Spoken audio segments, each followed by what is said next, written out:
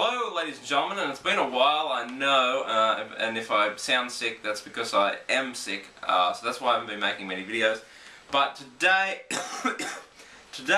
got these Turtle Beach X41s. Now, before everyone calls me a hypocrite, I know, I'll accept it, shut up. But let me just get it straight. When I say that I always thought, I still think that these are a complete and utter waste of money. If you only buy them to be good at Call of Duty or Battlefield or any other game, if you buy them just for that. I bought them because they sound awesome, and they do sound awesome. And, you know, 5.1 or 7.1, but the Xbox doesn't do 7.1.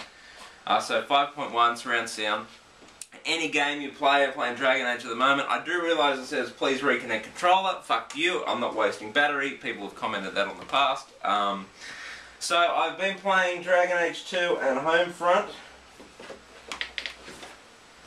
Dragon Age 2, Homefront. Dragon Age 2 we'll talk about in another video. Homefront, the campaign lasted about all of 4 hours. It really didn't make any sense.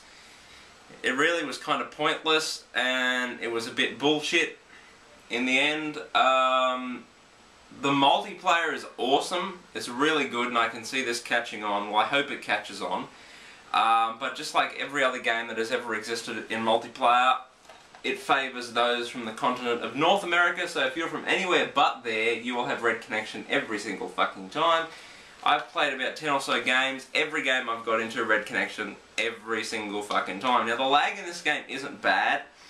There's what I like to call Battlefield lag, and then there's what I like to call Call of Duty lag. And this one has Call of Duty lag. And what Call of Duty lag is, it doesn't, like, the frame rate's fine, the game's fine, it's just that when you're killing someone and when someone's going to kill you, that's when you can tell it's really laggy. Battlefield lag is where the frame rate goes to fuck, things just start happening randomly. That's Battlefield lag, and that's Call of Duty lag. So this one has Call of Duty lag, but it's not really annoying. The only time it's really annoying is when someone lag kills you. And if you've ever played on Red Connection, which every Australian that watches this, is that camera? Yeah. Every Australian that ever played Call of Duty 4 will know lag sucks. And if you're from America and you have no idea what lag is, I have friends on my friend list from the States who bitch when they get 3 bars. At that point, I just want to commit murder. But Call of Duty 4 didn't have a local search. And for those of you who don't know, a local search is something that when you go to enter a game, it'll search. It takes longer, but it'll search and it'll put you in a game in your local area. So it would put me in a game with people from Australia, so everyone can have a green connection. But the problem is that it does that, but it doesn't do it like every other game does it, or most games with a local search does it. A local search will look for the connection, the host base, in the country. This one just looks for Australians. So if I find Australians, but the connection host is always fucking from the US. So there's one guy with green bar, or 4 green, and there's everyone else with red. I haven't even got a yellow yet, that's how bad it is. So what my new review category is when we get to multiplayer, and I don't give a fuck how good your game is, I don't care. If you haven't got a local search and I can't get a green connection, 75% of the time, your game sucks. 0 out of 10 for multiplayer. So Homefront gets a 0 out of 10. Call of Duty 4 gets a 0 out of 10. All the Tom Clancy games, 0 out of 10. Don't buy them, they're shit for that purpose. If you live in North America, Canada, America, and the top part of Mexico, you'll be fine. Hawaii, you might be a little bit different, same with Alaska. But, you know, who fucking cares about those two? So, Homefront multiplayer sucks. If you're from outside the US, don't bother. Wait. But the sad part is that it's really, really, really cool. It's kind of like a mix of Call of Duty, Battlefield, and Medal of Honor, and it does all 3 of them so well that it's not like bad, like other games that try and steal from all those 3 games. Crisis. But in all seriousness, it is a really good game online, but because of the connection, 0 out of 10. Dragon Age 2, awesome game, I still haven't beat it yet. So this was just a video to tell you guys what's been happening. Turtle Beaches are really, really, really, really, really amazing, really cool. The wrong way around. But really good, And also, it doesn't feel like you're wearing headphones either, because I was playing with my Apple ones that I got with my iPhone, and you know you're wearing headphones.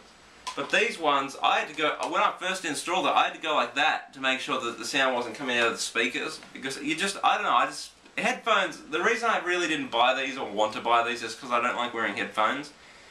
But these, really comfortable, really cool. Apparently the battery life's shit.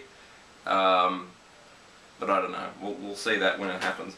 Now, also I played the Nintendo 3DS today. It really is 3D, it's actually quite cool. It's kind of like looking at one of them cards with like the hologram things in them, if that makes sense. But the problem is that the fucking the game lineup, the launch titles are shit.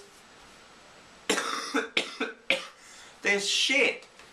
I mean, who the fuck wants Steel Diver or whatever it's called? You can buy that for like $2 on the iPhone, the iPad or whatever, on an app store. You know, and Nintendo Cats and Dogs. Who cares? The only one, I played Street Fighter, so that was good, that was 3D. But then, the battery life for 3D is shit, apparently. I haven't got one, I don't care, so I could be wrong on all these, but from what I played today, and it's good resolution. Apparently the guy told me it's in the middle of between the power of an Xbox 360 and a Wii, so it's pretty good. What else did he say? Oh, you have to have the thing like at the right angle. Like here's the 3DS. If you have it on an angle like that, it's fine. But if you know, like that or like that, and it throws the 3D off completely. So I was thinking, if you're on a bus or a train or a car, which is normally where handhelds come in positive, and you're on a train or a bus or a car, and normally the car jerks, the train jerks and moves around and, you know, vibrates and all that kind of stuff, and you're holding it like this, then wouldn't that throw the 3D off a lot?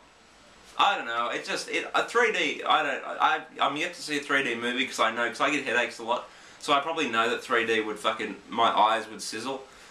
But other than that, it's pretty cool. It's a pretty cool piece of hardware with 3D without glasses, but it's kind of not for me. And the stylus thing is at the back on the left-hand side. That might be good if you're a left-hander, but trying to get that thing, you would have to turn it. I don't fucking know. So I don't really care about the 3DS. So the headphones, Dragon Age 2 Homefront, really awesome. Until next time, ladies and gentlemen, rate, comment, subscribe. I'm out. Au revoir.